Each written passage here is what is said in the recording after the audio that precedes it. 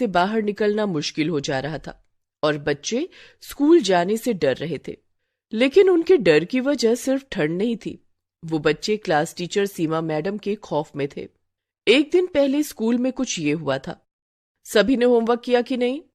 हाँ मैडम, किया है। ठीक है, मैं एक एक करके चेक करूंगी और गलती होने पर मैं सजा दूंगी। ये सीमा मैडम की दूसरी क्लास थी। सीमा मैडम ने एक दिन पहले ही स्कूल में नया नया ज्वाइन किया था। सभी बच्चों ने सोचा था कि सीमा मैडम बाकी टीचरों की तरह अच्छी ही होगी। लेकिन सीमा मैडम ने जब होमवर्क चेक करना शुरू किया तब सभी को उनकी असलियत के बारे में पता चला। राजू, मोती, चुटकी और मीना, तुम लोगों को सजा मिलेगी। लेकिन क्यों मैडम? क्योंकि होमवर्क में गलती है। तुम चारों यहाँ लाइन लगाकर खड़े हो जाओ। चारों लाइन में खड़े हो गए। उन्होंने सोचा कि सीमा मैडम ज्यादा से ज्यादा मुर्गा बनाएंगी या तो 2 थप्पड़ मारेंगी। लेकिन सीमा मैडम के दिमाग में तो कुछ और चल रहा था। बाहर बर्फ गिर रही थी। सीमा मैडम बाहर से बर्फ लाई और चारों के स्वेटर के अंदर घुसा दिया। इतनी कपकपाती ठंड में स्वेटर के अंदर बर्फ जाने से चारों के चारों जोर जोर से चिल्लाने लगे। आह आह, बहुत ठंडा है। आह। मैडम, मैडम बर्फ निकाल लीजिए मैडम, हमसे और गलती नहीं होगी। आह आह। लेकिन सीमा मैडम ने हंसते हुए कहा, बर्फ तो मैं नहीं निकालूंगी और कोई नहीं निकालेगा। ये सजा याद रहनी चाहिए, तब जाकर तुम लोग सुधरोगे। और हाँ, ये बात अगर घर पर किसी को बताई तो और ज्यादा सजा मिलेगी। सारे बच्चे बहुत डर गए। राजू, चुटकी, मोती और मीना चारों ठंड से कांपते हुए अपनी अपनी जगह पर बैठ गए। क्लास खत्म होने के बाद सीमा मैडम बाहर चली गई। तब बाकी बच्चों ने चारों के स्वेटर से बर्फ निकाल दिया। उनको थोड़ी सी राहत मिली। लेकिन तभी सीमा मैडम वापस आ गई। किसने निकाला बर्फ? किसने किया? किसी ने उत्तर नहीं दिया। मेरे मना करने के बावजूद तुम लोगों ने स्वेटर से बर्फ निकाला। तुम सब सजा के ही लायक हो, सबको सजा मिलेगी। ये बोलकर सीमा मैडम ने सभी के स्वेटर में बर्फ घुसा दिया और शाम तक घर लौटते लौटते सभी को जुकाम हो गया। राजू की माँ सुनीता कहने लगी, क्या हो गया बेटा? सुबह तक तो तू ठीक था, अचानक से जुकाम कैसे हो गया तुझे? राजू सब कुछ सच सच बताने जा ही रहा था, लेकिन तभी उसे सीमा मैडम की बात याद आ गई। और हाँ, ये बात अगर घर पर किसी को बताई तो और ज्यादा सजा मिलेगी।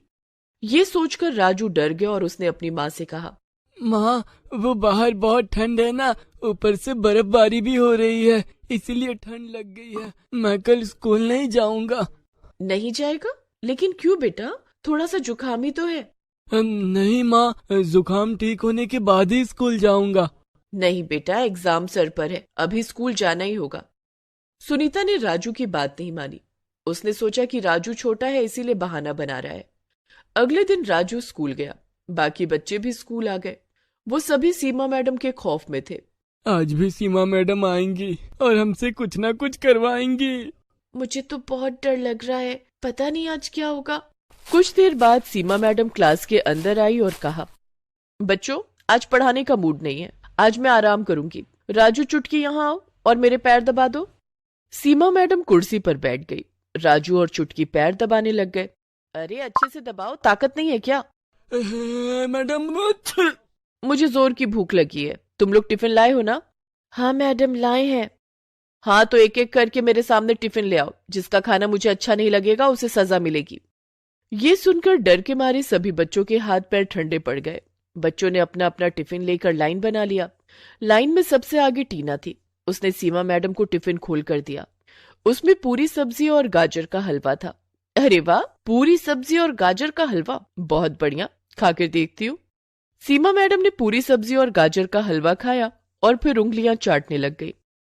बहुत स्वादिष्ट था खाना। टीना, तुम बैठ सकती हो। उफ, आज तो बाल बाल बच गई। उसके बाद मीना टिफिन लेकर आई। उसकी माँ ने पोहा बनाकर दिया था। टिफिन खोलते ही सीमा मैडम ने मुंह बना लिया। अरे छी छी छी, सारा मूड खराब कर दिया। पोहा कौन खाता है यार? पोहा क्यों लाई है? मीना डर डर कर बोलने लगी। मुझे मुझे पोहा पसंद है मैडम, इसीलिए माँ ने बना कर दिया है। पोहा कितना सूखा होता है, पोहा नदी में फेंक दो तो नदी का पानी ही सूख जाएगा। मीना मन ही मन सोचने लगी, हाय आज तो मर गई, मैडम को पोहा पसंद नहीं है। मीना, तूने मेरा मूड खराब किया है, मैं तुझे सजा दूंगी। मीना ने तुरंत रोते हुए सीमा मैडम के पैर पकड़ लिए। मुझे माफ कर दीजिए मैडम, मुझसे गलती हो गई, कल से मैं पूरी हलवा हिलाऊंगी। लेकिन सीमा मैडम को तो सजा देकर मजा आता था। उन्होंने मीना को बाहर भेजा और बाहर से एक बर्फ का बड़ा सा टुकड़ा लाने के लिए कहा। मीना ने वही किया। वो अपने हाथों से एक बड़ा सा बर्फ का टुकड़ा उठाकर अंदर ले आई। उसने सोचा यही उसकी पनिशमेंट थी, लेकिन सीमा मैडम इतनी आसानी से छोड़ने वाली थोड़ी थी। उन्होंने कहा, मीना अब अपना जूता उतार और उस बर्फ के टुकड़े पर खड़ी हो जा। क्या? मैडम मैडम प्लीज माफ कर दीजिए ना, मुझसे गलती हो गई, प्लीज मैडम। लेकिन सीमा मैडम पर रोने धोने का असर नहीं होता था।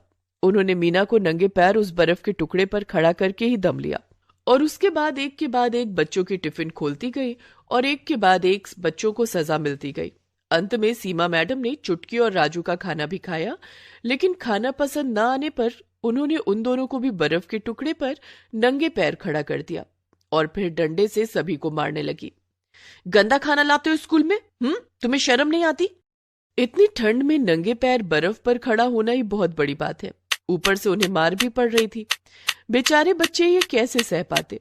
मीना बेहोश हो गई और गिर पड़ी। उसे घर भेज दिया गया। उसके माता पिता ने भी सोचा कि ज्यादा ठंड की वजह से हुआ ऐसा, लेकिन मीना भी अपनी माता पिता से सच कहने में डर रही थी। वो भी सच नहीं बोल पाई। इसीलिए सीमा मैडम को और ज्यादा छूट मिल गई। वो हर रोज बच्चों पर अत्याचार करने लगी। कभी वो बच्चों पर ठंडा पानी छिड़कने लगी तो कभी ठंड में क्लास का पंखा चलाने लगी। इससे सभी बच्चे परेशान हो गए। 1 महीना ऐसे ही बीत गया।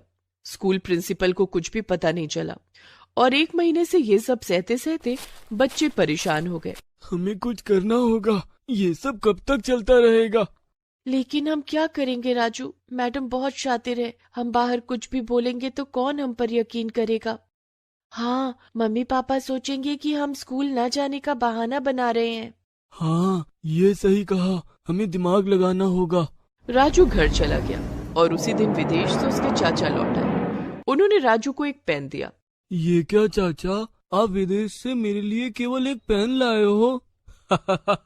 ये ऐसा वैसा पेन नहीं है राजू बेटा, ये देख, इसमें कैमरा है। लिखने के साथ साथ सब कुछ इसमें रिकॉर्ड भी होगा। ये सुनते ही राजू के दिमाग की घंटी बजने लगी। अगले दिन वो पेन लेकर स्कूल चला गया और अपनी जेब में पेन को रख दिया। पेन का ऊपरी हिस्सा बाहर निकला हुआ था और उसी हिस्से में कैमरा लगा हुआ था। आज भी रोज की तरह सीमा मैडम सबको डांटने मारने लगी और अंत में वो रोज की तरह सबको सजा देने पर उतर आई। उन्होंने आज तो हद ही पार कर दिया। उन्होंने सभी बच्चों को बाहर बर्फ में निकाल दिया और बर्फ पर सुला दिया। कुछ देर बाद क्लास में लौटने के बाद सभी बच्चे खांसने छींकने लगे और 10-12 बच्चे बेहोश हो गए। प्रिंसिपल दौड़कर आए और उन्हें अस्पताल में भर्ती किया गया। सभी बच्चों के पेरेंट्स अस्पताल चले आए। लेकिन ये सब हुआ कैसे? हाँ, सभी एक साथ बीमार कैसे पड़ गए? सीमा मैडम पास ही में खड़े होकर हंस रही थी। तभी राजू ने कहा, ये सब सीमा मैडम की वजह से हुआ है। क्या? मेरी वजह से? क्या बोल रहे हो तुम राजू? मैं तुम लोगों से कितना प्यार करती हूँ। झूठ, सब कुछ झूठ, ये देखिए। राजू ने पेन निकाला और उसे फोन से कनेक्ट करके सभी को सब कुछ दिखाया। सीमा मैडम की हालत खराब हो गई। इतनी ठंड में भी वो पसीने पसीने होने लगी और पेरेंट्स सीमा मैडम पर बहुत गुस्सा हो गए। उन्हें उल्टा सीधा कहने के बाद पुलिस को बुलाया गया और उन्हें जेल में भेज दिया गया। डॉक्टर ने सीमा का चेकअप करने के बाद कहा कि उन्हें एक मेंटल डिसऑर्डर है। बच्चों पर टॉर्चर करके उन्हें सुकून मिलता है। कोर्ट ने उन्हें 20 साल की सजा दी और ये भी घोषित कर दिया कि 20 साल बाद भी उन्हें कभी भी कोई भी स्कूल नौकरी नहीं दे सकता। ऐसे ही राजू की होशियारी से बहुत सारे बच्चों की जान बच गई और सीमा जेल में सड़ने लगी। अदिति 9वीं क्लास में पढ़ती थी। वो काफी मोटी थी। उसे मूली के पराठे बहुत पसंद थे। मूली के पराठे खा खा कर वो और भी ज्यादा मोटी हो गई थी।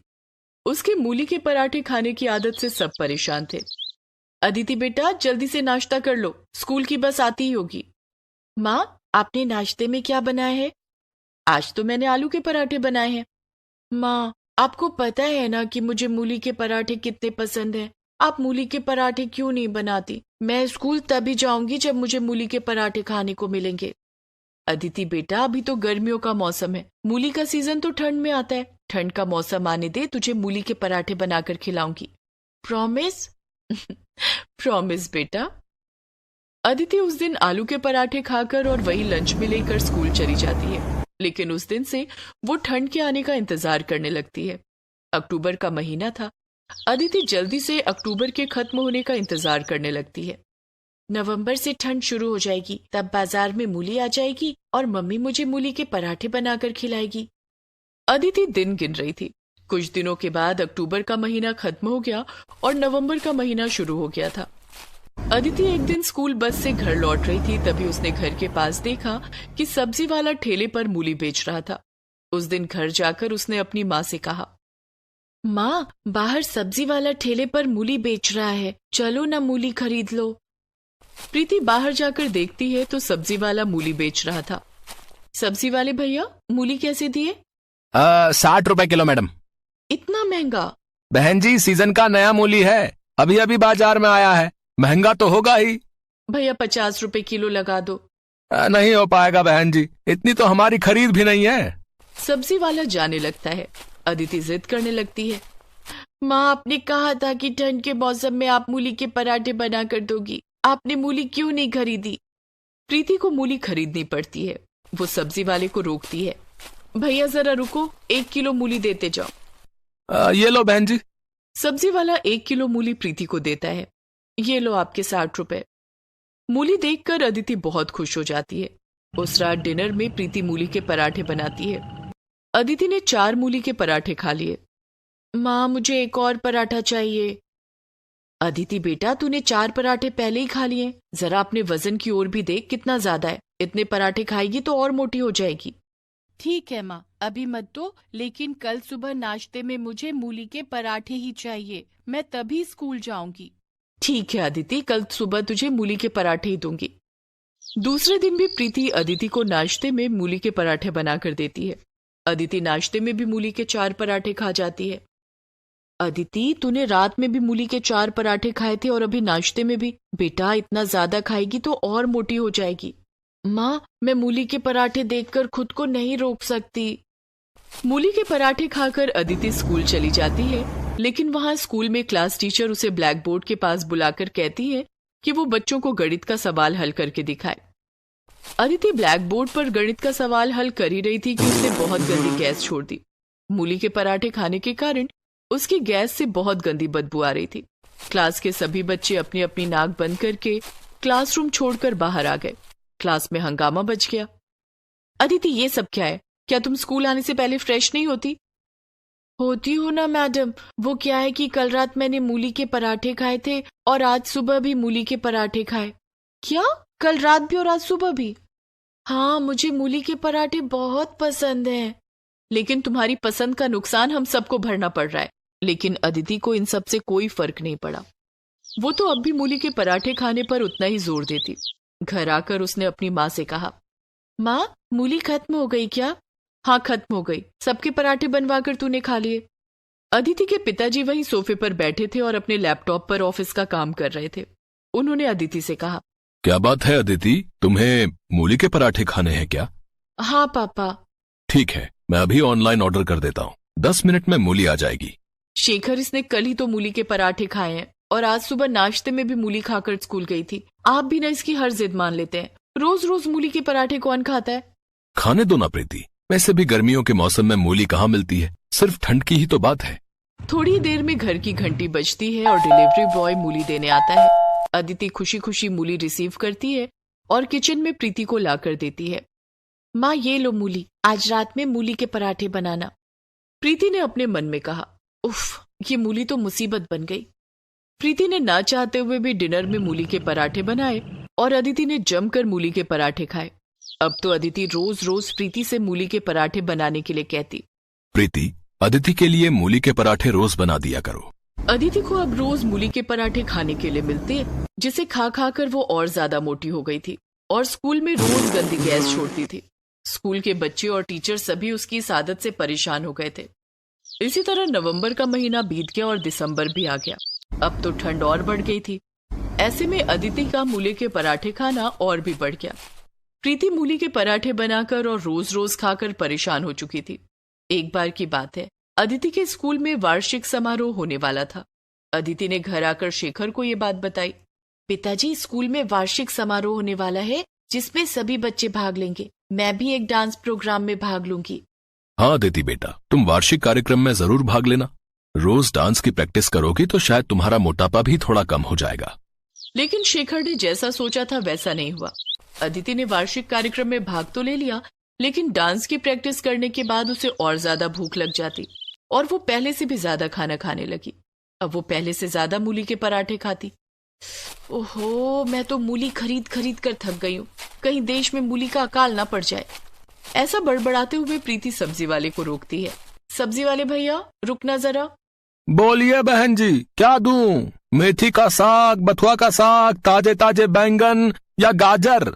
अरे ये सब छोड़ो, मुझे 1 किलो मूली दे दो। रोज रोज मूली के पराठे खाती हो बहन जी? कभी कोई और सब्जी भी खाकर देखो। ठंड का मौसम है, इतनी सारी हरी पत्तेदार सब्जियां हैं, सब अभी खेत से तोड़ कर लाया हूँ। प्रीति ठंडी सांस भरते हुए कहती है, हमारे घर में तो सिर्फ मूली के पराठे ही खाए जाते हैं। आप मुझे मूली ही दे दो। फिर 1 किलो मूली में क्या होगा? आप 2 किलो मूली ले लो, क्योंकि कल मैं सब्जी लेकर नहीं आऊंगा। सब्जी वाला प्रीति को 2 किलो मूली दे देता है। प्रीति मूली के पराठे बनाती है। इधर अदिति का वार्षिक कार्यक्रम नजदीक आ गया था। माँ, कल हमारे स्कूल में वार्षिक कार्यक्रम है। आपको और पापा को स्कूल आना है। ये रहा पास। ठीक 11 बजे आप दोनों स्कूल आ जाना। ठीक है अदिति बेटा, मैं और तेरे पापा स्कूल आ जाएंगे। माँ, कल नाश्ते में मूली के पराठे बना देना और मुझे लंच में भी 4 मूली के पराठे दे देना।